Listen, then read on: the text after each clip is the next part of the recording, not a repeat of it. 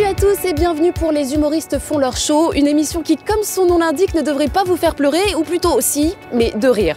Les animateurs le savent, quand on a un humoriste sur le plateau, tout peut arriver. C'est pourquoi pendant 1h30, je vous propose d'aller rendre visite sur leur plateau aux animateurs qui ont laissé une large place aux humoristes dans leurs émissions.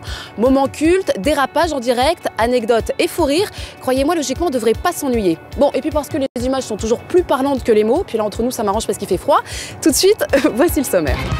Alors Thierry Ardisson, bonsoir. Merci beaucoup de me laisser m'incruster sur le plateau de Salut les Terriens. En fait, je m'incruste un peu partout ce soir pour rencontrer des animateurs qui ont laissé une large place aux humoristes dans leurs émissions.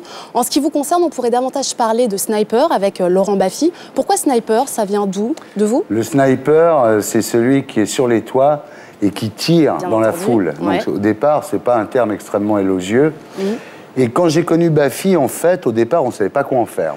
Et puis un jour, il est venu me voir avec une cassette. Et dans cette cassette, il était sur les Champs-Élysées et il demandait à toutes les personnes qu'il rencontrait, qui avaient un blouson, est-ce que ça vous dérange pas d'avoir un blouson en Sky? Alors les gens disaient non. Mais vous pensez à la maman Sky qui est tuée sur la banquise et tout. Et il faisait croire aux gens que le Sky était un animal qu'on tuait pour faire des blousons. Donc il m'a apporté ça. Je lui ai dit, écoute, c'est génial. Tu vas faire chaque semaine 2 sujets. À l'époque, c'était double jeu. Et puis, je me suis dit, ce mec est marrant quand même. Il m'a invité dans son émission sur Fun Radio qui s'appelait C'est quoi ce bordel? Où il m'avait fait croire, ma femme m'appelait en me disant, écoute Thierry, voilà, aujourd'hui j'ai fait l'échographie, c'est des jumeaux. Et moi, j'étais effondré, parce que déjà, l'idée d'avoir des enfants, pour moi, c'était épouvantable. Mais l'idée d'avoir des jumeaux, c'était encore pire. Et donc, je l'ai vraiment cru. Il avait mis ma femme dans la confidence. Et j'ai trouvé ce mec très drôle. Et je ne savais pas quoi en faire. Et je lui ai dit, tu vas te cacher derrière une caméra.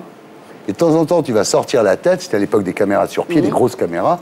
De temps en temps, tu vas sortir la tête, et puis tu vas dire une vanne, ce qui te vient.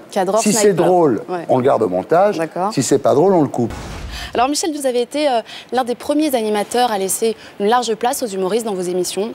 Que ce soit Thierry Leluron ou Coluche à l'époque de Champs-Élysées, plus récemment Nicolas Canteloup ou Anne Roumanoff dans Vivement Dimanche. Est-ce que mettre l'humour à l'honneur, c'est quelque chose qui vous a toujours tenu à cœur? Avec Françoise Coquet, on a toujours voulu aider les nouveaux arrivants, qu'ils soient humoristes ou pas.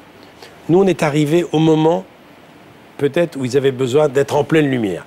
Ils commençaient à être au 15e rang et on les a amenés au premier rang. Ça, c'est vrai. Et la plupart sont devenus des stars. Gad Elmaleh débuté aussi.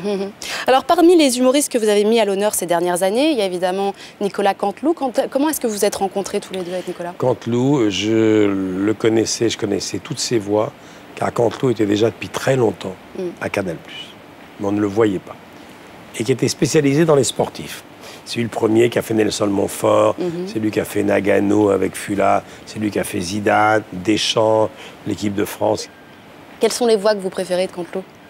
J'adore le président, j'adore Chivardi. Et il y a des voix qui font à la perfection. Bakri. Bakri, c'est énorme. D'ailleurs, Gérard Darmon, qui était sur ce canapé à la même place que moi, était assez surpris. Je ne sais pas si vous vous souvenez. Sacré bonhomme, le Georges Craven. Hein.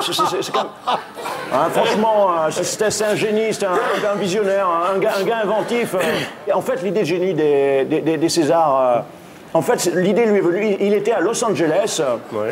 Il était en train de regarder les Oscars. Il s'est dit, tiens, là, paf, l'idée de génie.